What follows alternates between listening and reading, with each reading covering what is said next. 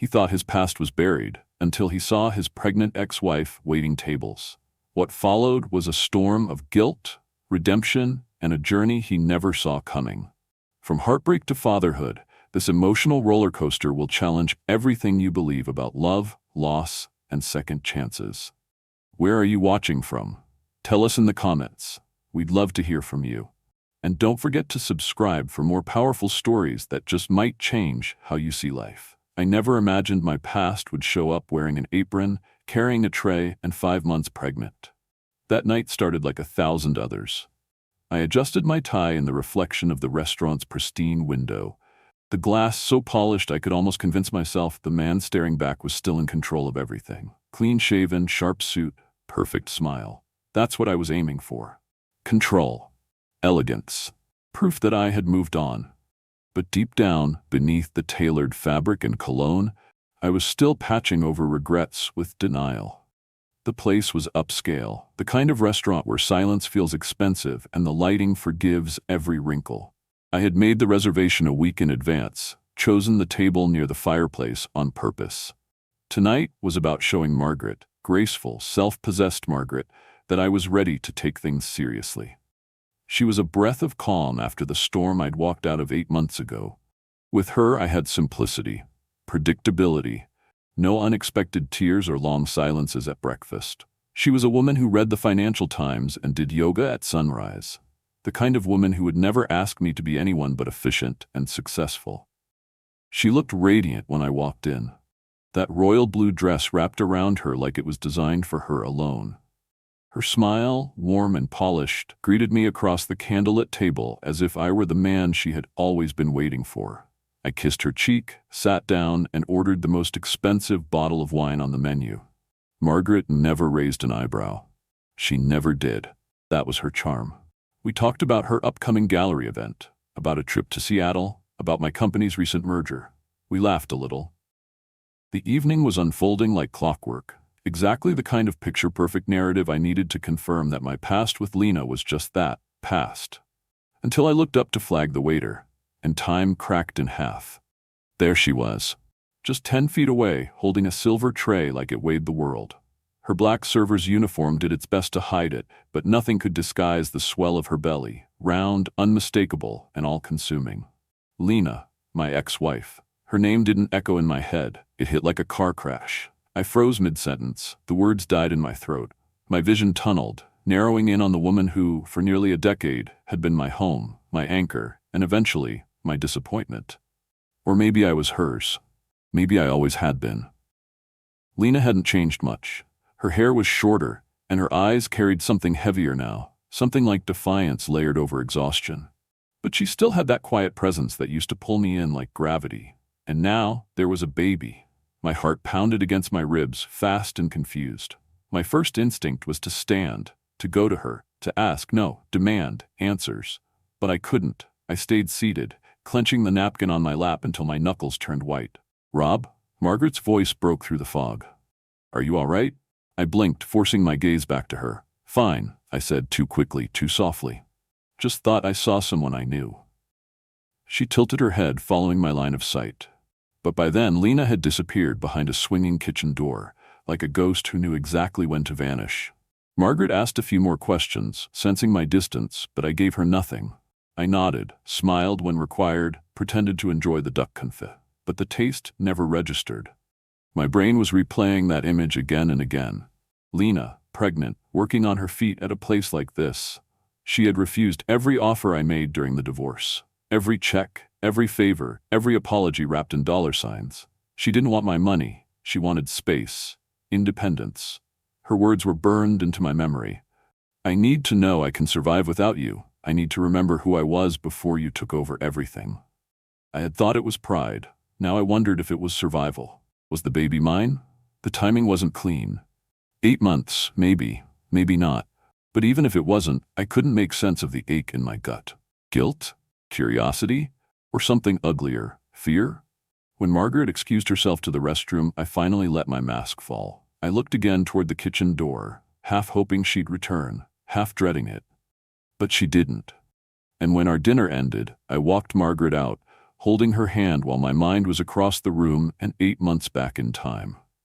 In the car, she talked about the wine, about the couple at the table next to us. I nodded in rhythm, but I wasn't there. I was wondering how long Lena had been working there, if she was alone, if she ever thought about me. That night, when I returned home, I poured a glass of scotch and sat in silence for nearly an hour. Lena used to hate when I drank alone, said it made the house feel like a cave. Funny. Now the silence was the only thing I understood. I walked down the hall and opened the closet where I kept old paperwork, things I hadn't looked at since the divorce. I found the last letter she left me. One sentence had stood out then. It stood out now. Don't come looking for me unless you're ready to actually see me. And tonight I had. I'd seen her, all right, but I hadn't been ready. I had built a new life, one with polished windows and expensive dinners, but now I couldn't ignore the truth. Some part of me had just stepped back into the fire, and I didn't know if I wanted to run or stay and finally burn for what I'd done. I couldn't sleep that night, not even a little. The house was too quiet, too neat, too still, like it was waiting for me to admit something I'd spent months trying to forget. I stared at the ceiling while Margaret slept beside me, her breathing steady and peaceful. I envied that calm. But I also knew I didn't deserve it anymore. Lena's face kept returning to me in flashes, her eyes not meeting mine, the baby bump pressing against the apron, the way she turned and disappeared before I could say a word. It didn't feel like a coincidence. It felt like a reckoning, like time had finally come calling on all the things I thought I'd buried deep enough to escape. But ghosts don't stay buried, especially not when they're carrying your child. I dragged myself out of bed and padded into the kitchen, careful not to wake Margaret. I needed air, or maybe just an excuse not to drown in my thoughts. I poured myself a glass of water and leaned against the counter. Everything was dim except the clock on the stove, glowing blue numbers, 3:07 a.m. The questions wouldn't stop. Was the baby mine? Why hadn't she told me?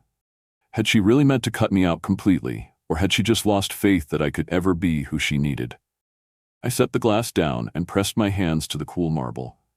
Then the memories began, the kind that don't ask permission. I remembered the day Lena left. She didn't slam doors, she didn't scream. She just packed her things in silence while I sat in my home office, typing some damn email I can't even recall now. I heard drawers opening, the gentle click of her suitcase zipping, the front door closing. That was it. No dramatic farewell, just absence. We'd been married 10 years.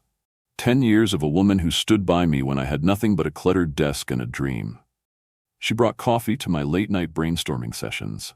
She laughed at my lame business name ideas and cried with me when investors pulled out. When I finally landed my first big deal, she hugged me like I'd just climbed Everest.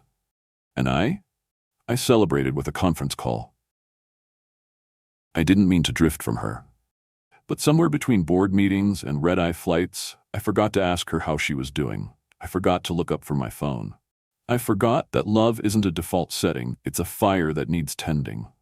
And Lena? She stopped trying to relight a flame I had let burn out. There were warning signs. Nights she asked me to come to bed, and I told her I had to wrap up one last thing. Weekends she suggested we go away, and I replied, let's wait until next quarter. I thought I was buying time. Turns out I was spending her patience. She'd say things like, you don't talk to me anymore, and I'd brush it off. I thought a good man provided, stayed faithful, built something worth sharing. I didn't realize that sharing also meant showing up, emotionally, consistently, even when it wasn't convenient. I remembered the last fight.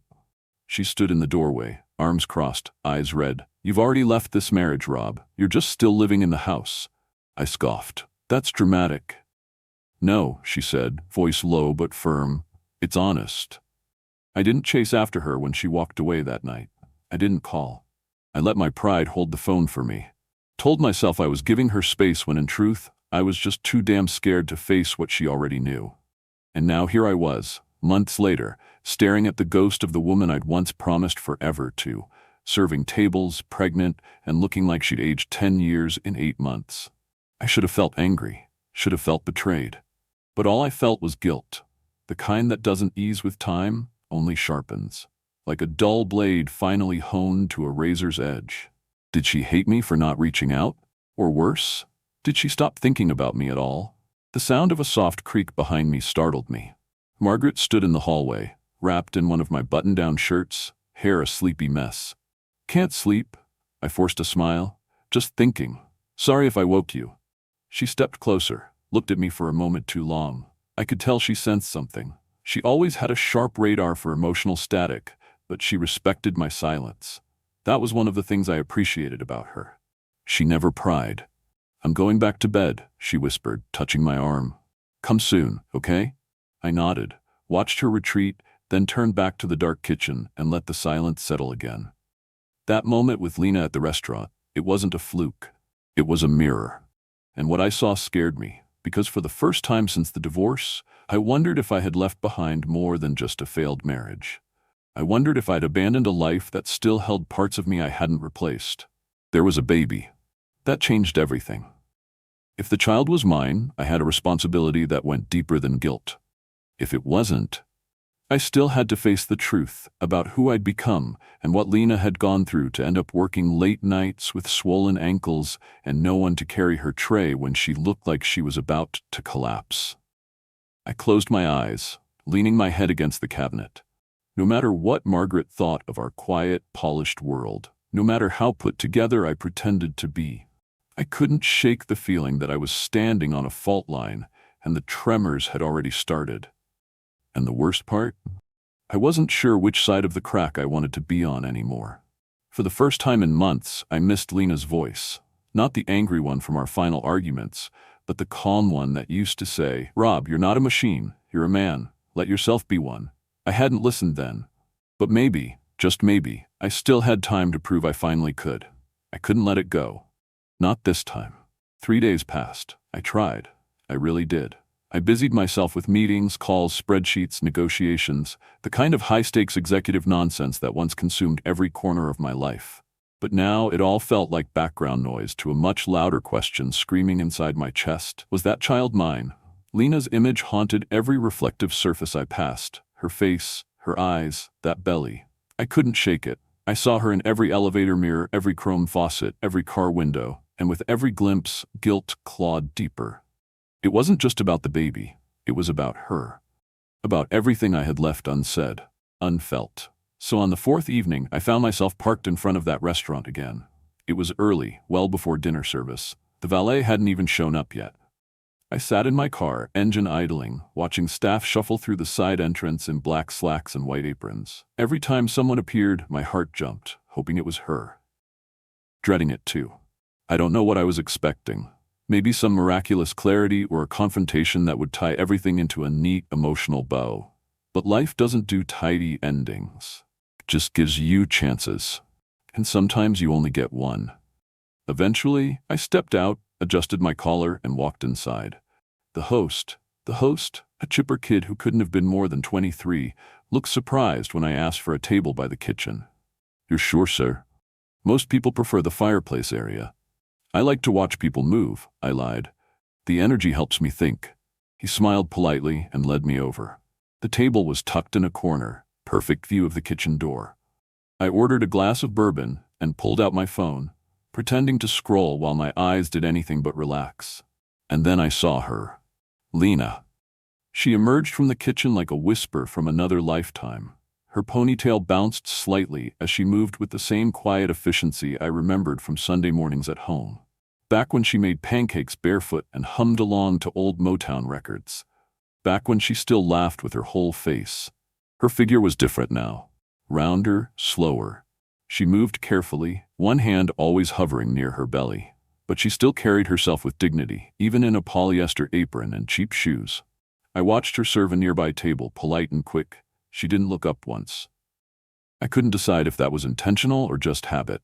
Either way, I couldn't sit there another second. I stood, walked straight toward her. "Lena," I said, soft but steady. She stopped. Mid-step. Her shoulders tightened like a rope pulled taut. Slowly, she turned. And when our eyes met, it was like time folded in on itself. For a second, she didn't say anything, didn't move. Then, with a voice as cool as the ice water she was holding, she asked, "What are you doing here, Rob?" "I wanted to see you," I replied. "We need to talk." "I'm working." I know, not here, just 5 minutes after your shift. She looked at me like she was trying to see through me, trying to figure out if I was real or just some inconvenient figment of her exhaustion. There were 1,000 things she could have said, but instead, she just sighed. I get off at 10. Then she turned and walked away, the ice in her glass clinking like punctuation. I returned to my table, heart pounding, bourbon untouched. The next 2 hours crawled by. I barely blinked.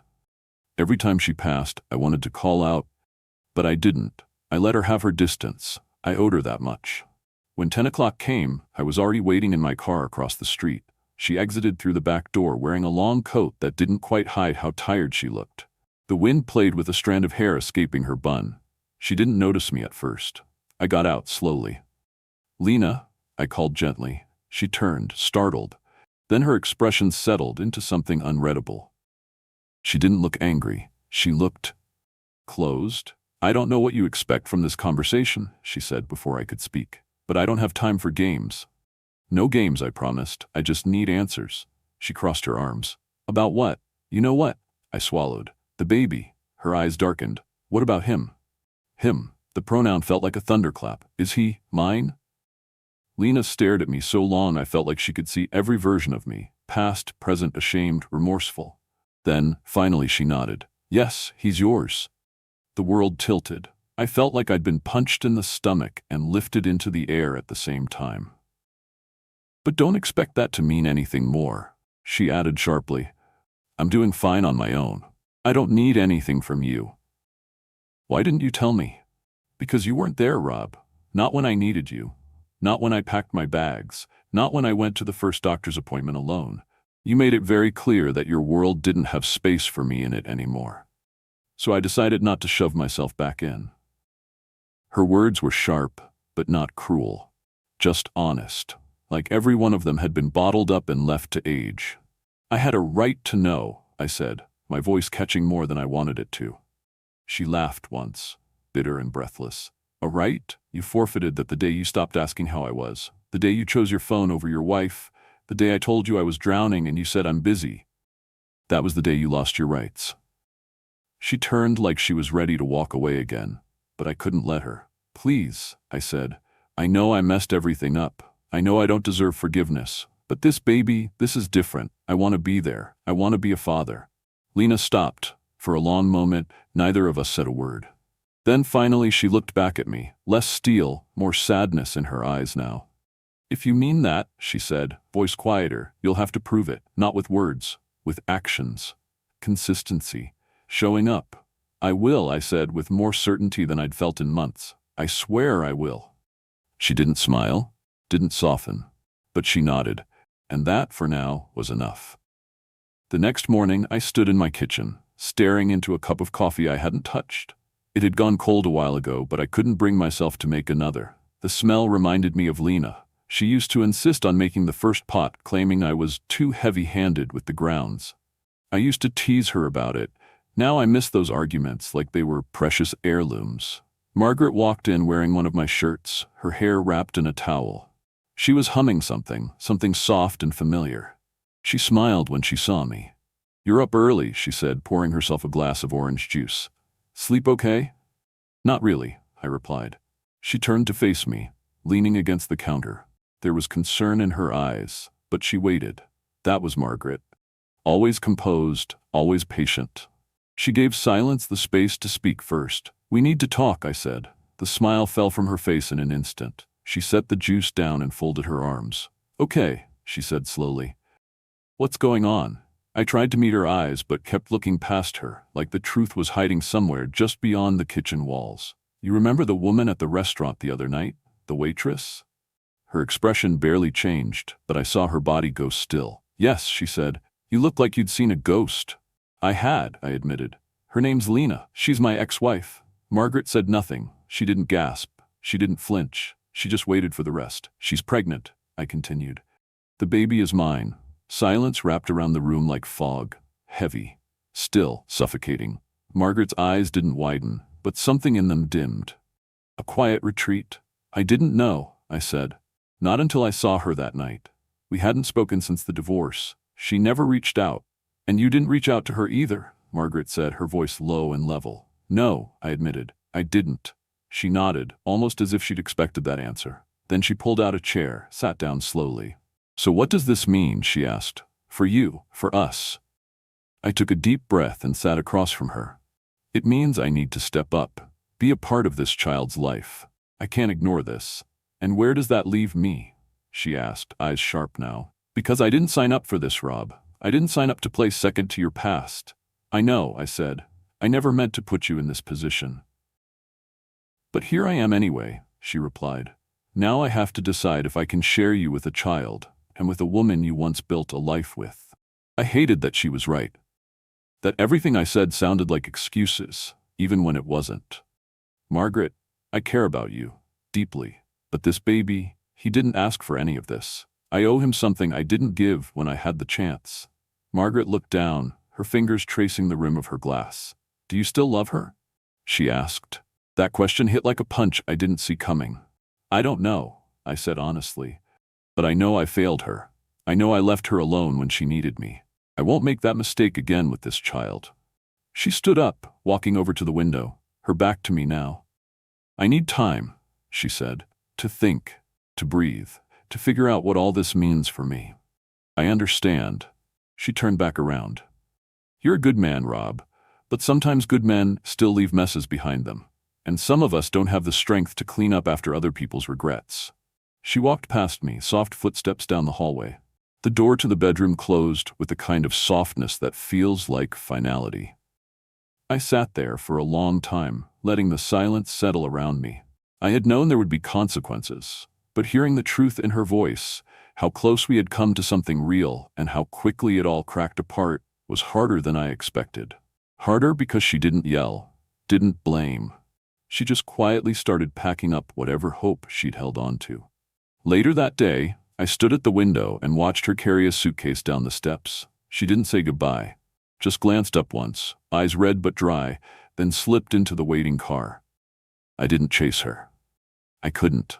Not without feeling like I was abandoning the promise I had just made to my unborn son.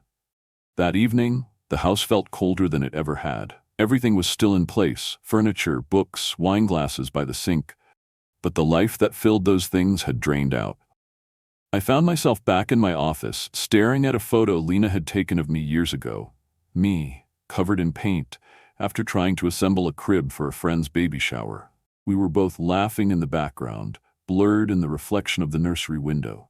I looked so alive in that photo, so unguarded. And now I looked like a man who had learned too late that success doesn't mean much when you don't have anyone left to share it with. I texted Lena that night. Thank you for talking to me. I meant what I said. I want to be there, whatever you'll allow. She didn't respond immediately. But 2 hours later, my phone buzzed.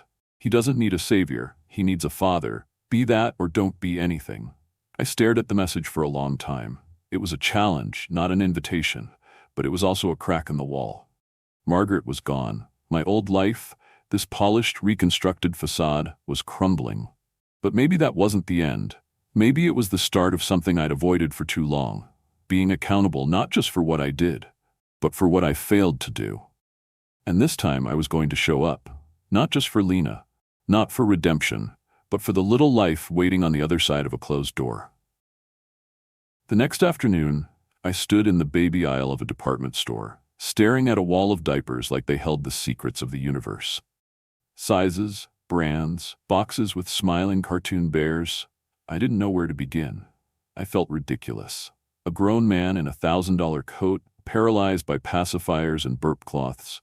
A young mother nearby glanced at me and smiled politely, as if she could sense I was out of my depth. I almost asked her for help, but decided instead to pull out my phone and call the only person I trusted to offer quick, judgment-free advice, my assistant, Valerie. Do you know anything about baby stuff? I asked the second she picked up. There was a beat of silence, then a chuckle. Good afternoon to you too, sir. Sorry, I muttered. Rough day. She cleared her throat. Let me guess, you're standing in the middle of a baby store looking like a corporate spy who took a wrong turn? Pretty much. Grab a convertible crib, a few packs of diapers, newborn size to be safe, and some neutral-colored onesies. You'll look thoughtful without overstepping. And Rob, Don't buy anything battery-operated, trust me. I followed her advice to the letter. It felt strange, picking out tiny clothes and soft blankets for someone I hadn't even met yet. Someone who, not long ago, I didn't even know existed. But every item I placed in the cart was a quiet vow. I'm here now. I'm trying. Later that evening, I loaded everything into my trunk and drove across town to Lena's apartment. I hadn't asked to come over. I didn't even know if she'd open the door. But something told me this wasn't about permissions anymore. It was about showing up, plain and simple. Her building was old but clean, with a single flickering light above the entrance. I climbed the narrow stairs carrying the bags like some awkward delivery man who'd taken a detour through a past life. When I knocked, I could hear her moving on the other side. A pause. Then the door opened a few inches. She looked at the bags, then at me. "What is this?" she asked, her voice cautious. "I brought some things," I said, suddenly unsure of every decision I'd made that day. "For the baby." I thought maybe it could help. Lena didn't move. Her hand remained on the doorknob, the other cradling her belly. "You didn't have to do this," she said. "I know," I replied. "I wanted to." Another pause. Then she stepped back and opened the door fully, letting me in without a word. The apartment was small but warm. Lived in.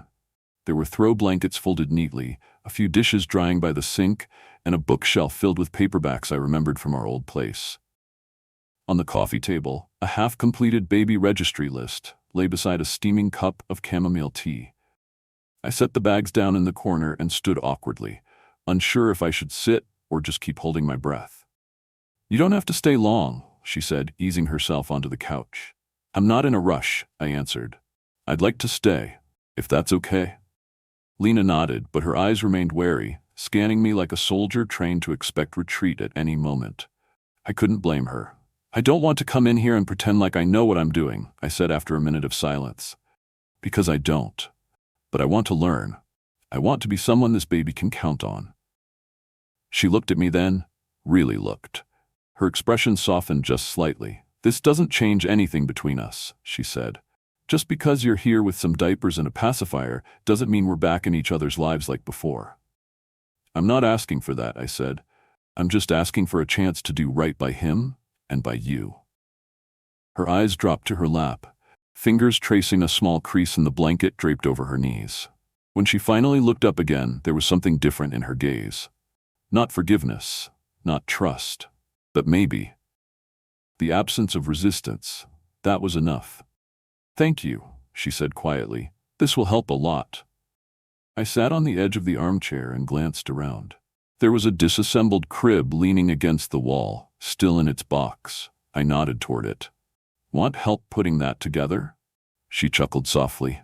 "You remember the last time you tried to build one of those? I ended up covered in Allen wrenches and wood glue. You nailed the wrong side of the frame to the floor. I'd like to think I've improved." "Well," she said, standing up slowly, "we'll see." For the next 2 hours we worked together, awkward but cooperative. She held screws steady while I tightened bolts. We passed tools back and forth in a kind of tentative rhythm. Every once in a while, our hands brushed, and I'd feel a flicker of something too complex to name. We didn't talk about the past. We didn't rehash mistakes. We just focused on the task. The crib took shape little by little, like a metaphor we weren't ready to name. When we finished, Lena sat back and stretched, wincing slightly. "You okay?" I asked, moving toward her. "Yeah," she said, "just tired." "Do you need anything? Food? Water?" She gave me a look. "Rob, I've been doing this alone for a while now. I'm fine." I nodded, but I didn't move away. "If you need anything, anytime, call me. I mean it." She studied me for a moment, then gave a small nod. "I will. Maybe." As I gathered my coat to leave, she followed me to the door. Before I stepped out, she hesitated. "Thank you," she said again, "for tonight." "You're welcome." And then as I turned to go, she added quietly, "For what it's worth, I see you trying. I do." It wasn't forgiveness, but it was the first brick in a bridge I didn't think I'd ever have the chance to build. I drove home in silence. No music, no phone calls, just the hum of the road and a strange, unfamiliar feeling taking root in my chest. Hope. Margaret was gone. My house was empty, my future uncertain. But for the first time in a long time, I felt grounded. Like maybe, just maybe, this wasn't the end of everything. Maybe it was the beginning of the only thing that ever really mattered. The next few weeks passed like I was living in a parallel world, one that felt more real than the polished, curated life I had carefully constructed before. I was no longer waking up to meetings and stock reports. Instead, my mornings started with phone calls to Lena, short ones, sometimes strained, checking in on doctor appointments, cravings, and how she was sleeping. It wasn't easy. Trust, I'd come to understand, is a currency you can only earn in small, steady deposits. At first, Lena kept our conversations brief, polite, but guarded. She spoke to me the way you speak to someone who once broke your heart, but now offers to fix the plumbing. Useful, but not welcome. Still, I kept showing up. I asked questions, listened when she answered, and never once made it about us. It wasn't about us anymore. It was about the baby. But even as I made progress with Lena, another part of my life began to unravel. Margaret had stopped answering my texts. The last time I heard from her, she'd said she needed space to think. And now, she was giving herself all the space in the world. One night, as I walked through the quiet hallways of my house, I saw the empty chair where she used to read by the window.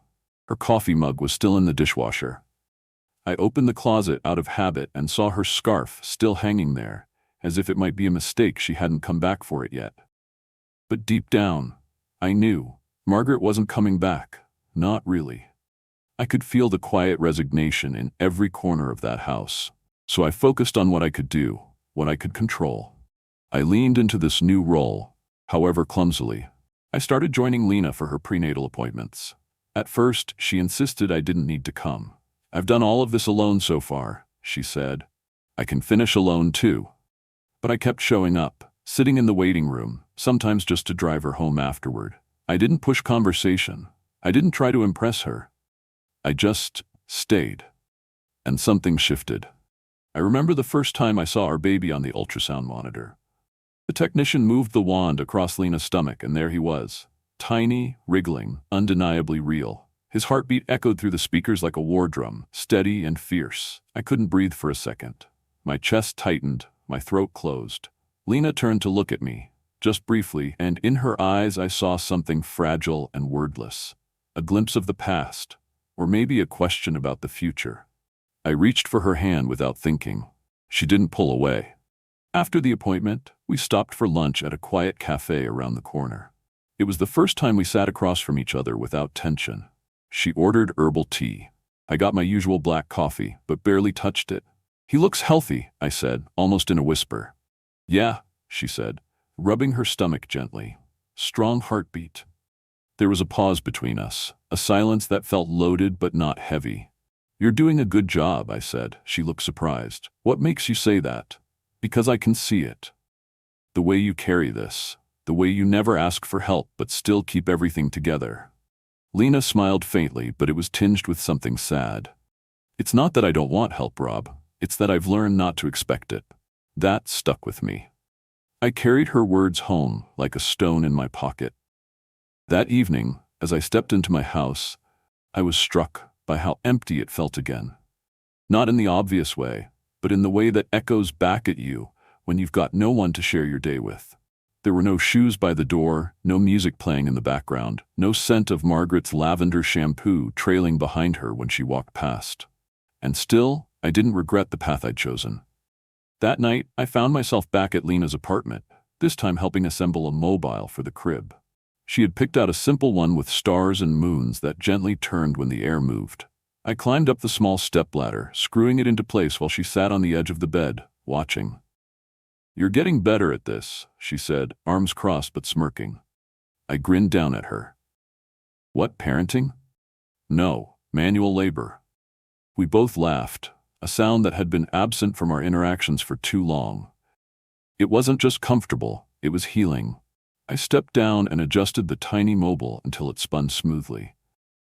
Then I turned to her. "You really think I can do this?" I asked, quieter than I meant. Lena looked at me for a long moment. "I think you're trying," she said. "That counts for a lot." We sat in silence for a while. Then, without prompting, she told me she had picked out names. She hadn't settled yet, but she had a list.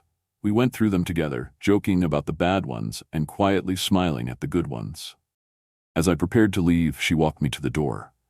"This doesn't change anything," she said, just like before. "I know. But I'm not fighting against you anymore, Rob. Not if you keep showing up like this." I nodded. "I will." As I walked back to my car, I realized something strange. This version of my life, though unfamiliar and raw, felt more honest than anything I'd lived in years. I wasn't the man I used to be. I wasn't the man Lena married, and I wasn't the man Margaret fell in love with either. I was someone new. Someone forged in the space between regret and redemption. That same night, I came home to find Margaret waiting for me in the living room. She stood when I walked in, her posture straight, her expression unreadable. "We need to talk," she said. I nodded and set down my keys. I already knew where this was going, and I wouldn't fight it. "I can't keep doing this," she said. "I thought I could wait, thought maybe you just needed time to figure it out, but I see you now, Rob, and I see where your heart is." "I'm sorry," I said. "I never meant to hurt you." She gave a soft, dry laugh. "Intentions don't matter much when the outcome's the same." We didn't fight. There were no tears, no accusations, just two people acknowledging that their paths were no longer running side by side. "I hope you're a good father," she said, stepping toward the door. "I hope you don't make the same mistakes twice." Then she was gone. I stood there for a while, alone again. But this time it didn't feel like failure. It felt like a clearing, like space had finally been made for the one thing that mattered most. And for the first time in a very long time, I was ready to fill it with something real.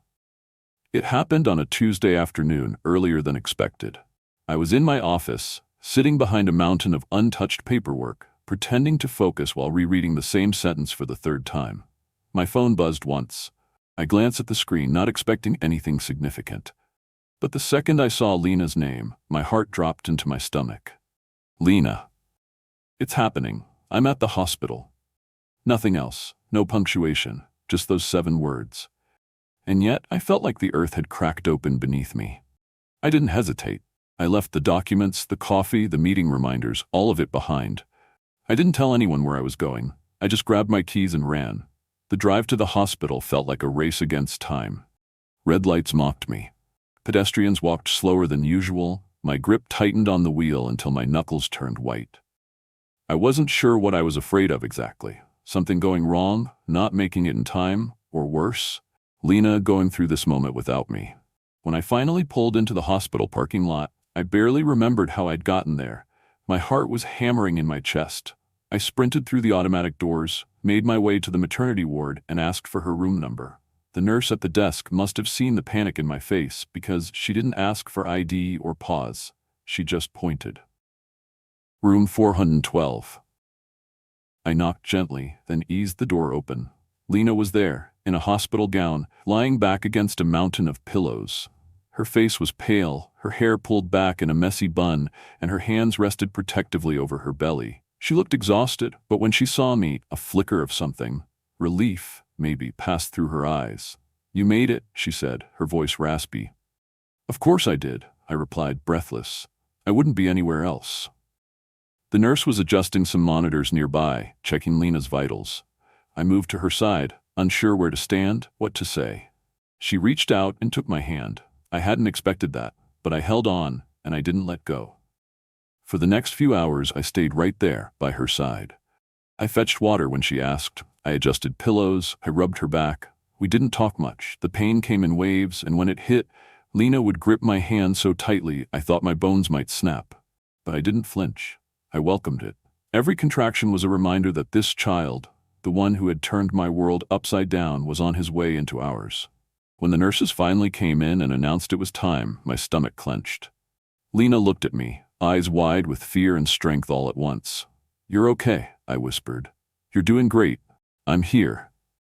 The delivery was intense, messy, loud, but it was also beautiful in a way that defied logic.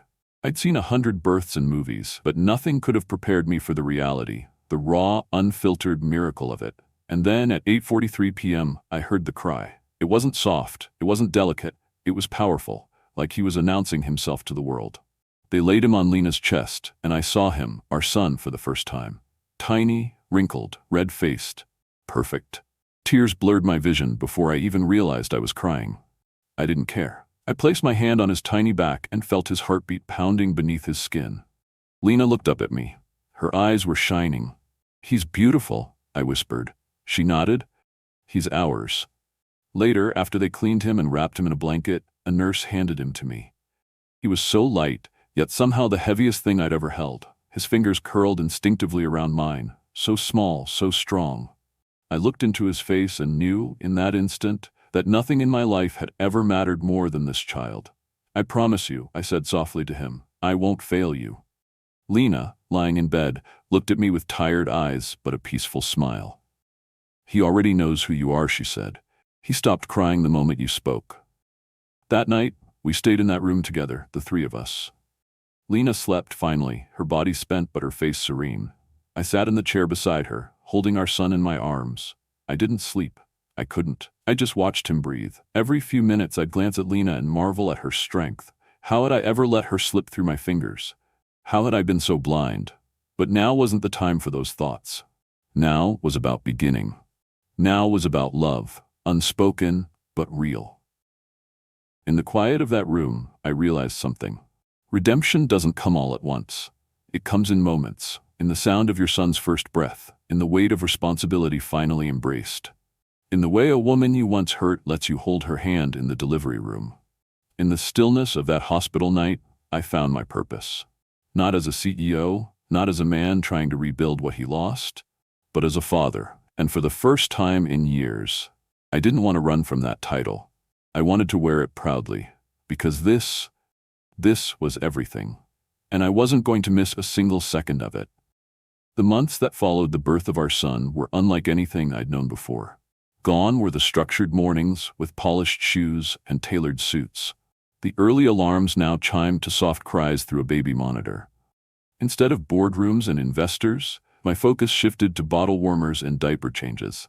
And for the first time in my adult life, I wasn't chasing deadlines. I was chasing tiny giggles from a boy who had no idea how much he'd changed my world. His name was Lucas. Lena chose it, and when she said it out loud in the hospital for the first time, I remember feeling like something in me clicked into place. Like that name had always been waiting for us. For him. Lena had been cautious in the beginning. She didn't trust easily, and I didn't blame her. She let me be around, but never all the way in. I respected that. I didn't push. I earned every hour I spent with Lucas the same way a man might earn back a life he once took for granted, patiently, humbly. Each time I came over, I'd find her sitting on the floor with him, singing quietly, gently rocking him in her arms. She never missed a beat. Her strength wasn't loud, but it was unwavering. She was everything a child could need, stable, kind, nurturing. I found myself watching her sometimes, wondering how I ever believed I could build a life without her in it. Still, we didn't speak much about the past. Lena was clear from the start. "This doesn't change what happened between us," she told me more than once. "We're not rewriting history. We're just making sure he doesn't carry the weight of it."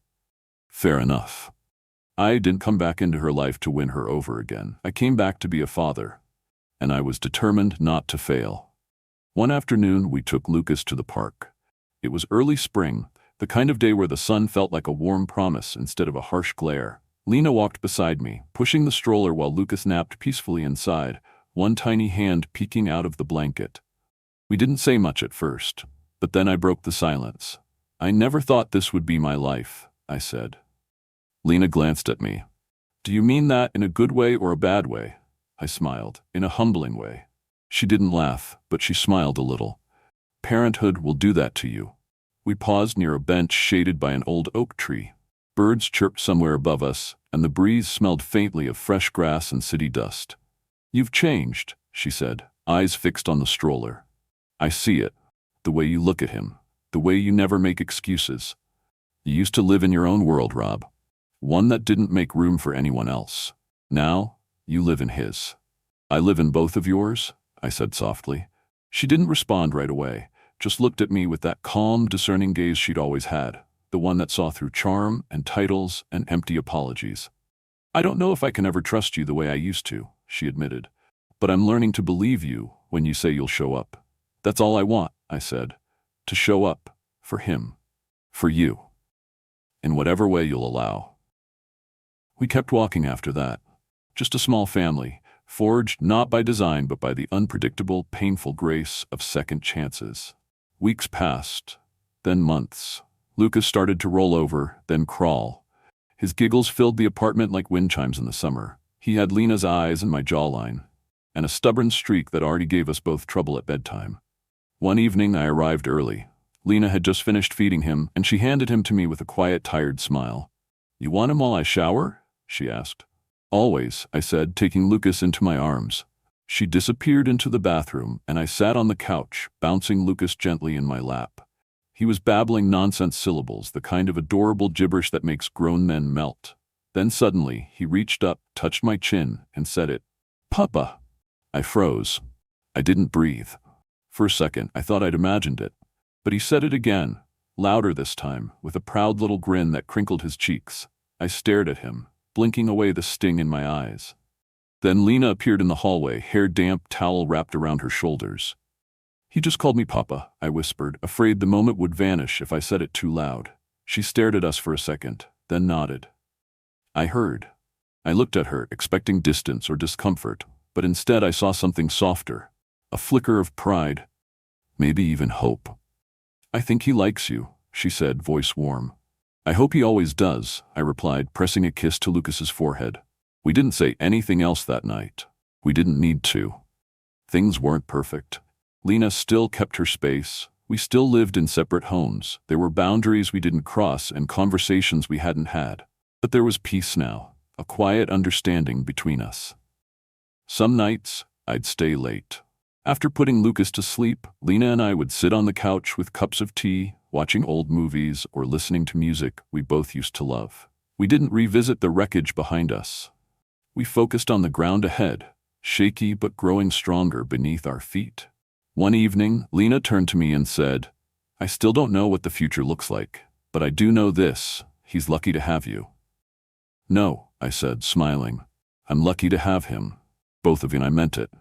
Because for all the years I spent building a life of status and success, none of it compared to the simple, sacred act of being someone's father. Of holding my son's hand as he learned to walk. Of earning the trust of the woman I once lost. Love, I had learned, wasn't always loud. Sometimes it looked like showing up. Like staying late. Like changing diapers at 3 a.m. without complaint. Like listening instead of defending.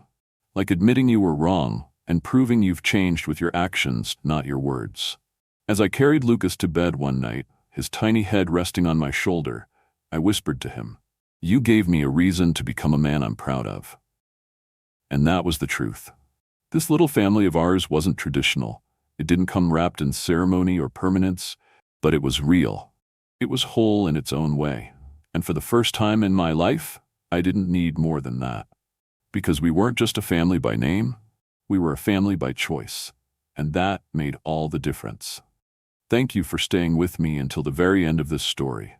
If you're still here, it means you felt something, maybe regret, maybe hope, maybe the quiet reminder that it's never too late to do the right thing. Life doesn't always give us clean starts, but it does offer second chances.